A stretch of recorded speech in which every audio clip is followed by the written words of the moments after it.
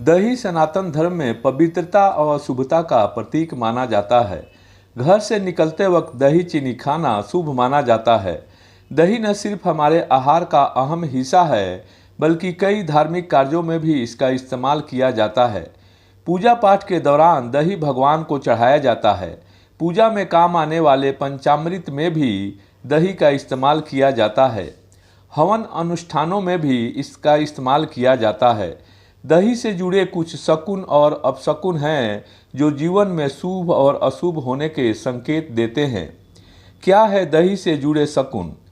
हिंदू धर्म में घर से निकलने से पहले दही और चीनी खाने की परंपरा है।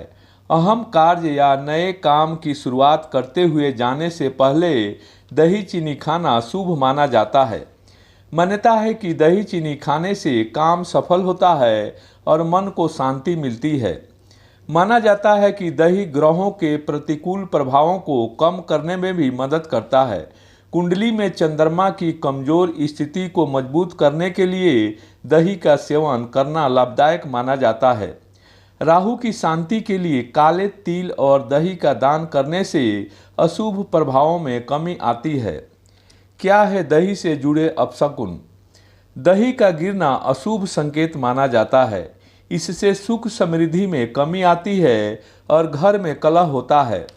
दही को चंद्रमा का प्रतीक माना जाता है, इसलिए गिरने से चंद्रमा अशुभ प्रभाव देने लगता है। किसी काम के लिए घर से बाहर निकलते समय दही का गिरना बेहद अशुभ माना जाता है। बार बार घर में दही का गिरना इस बात का संकेत देता है कि घर पर कोई बड़ी मुसीबत आने वाली है।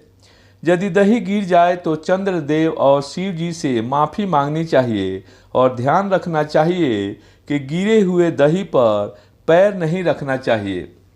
थाली में जूठा दही छोड़ना अपशगुन माना जाता है। मान्यता है कि इससे आयु कम होती है।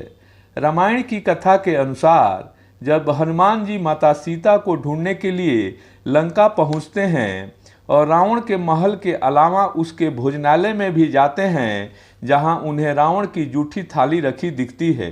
हनुमान जी उसे देखते ही समझ जाते हैं कि रावण की मृत्यु नज़दीक है। रावण ने थाली में दही जूठा छोड़ा था।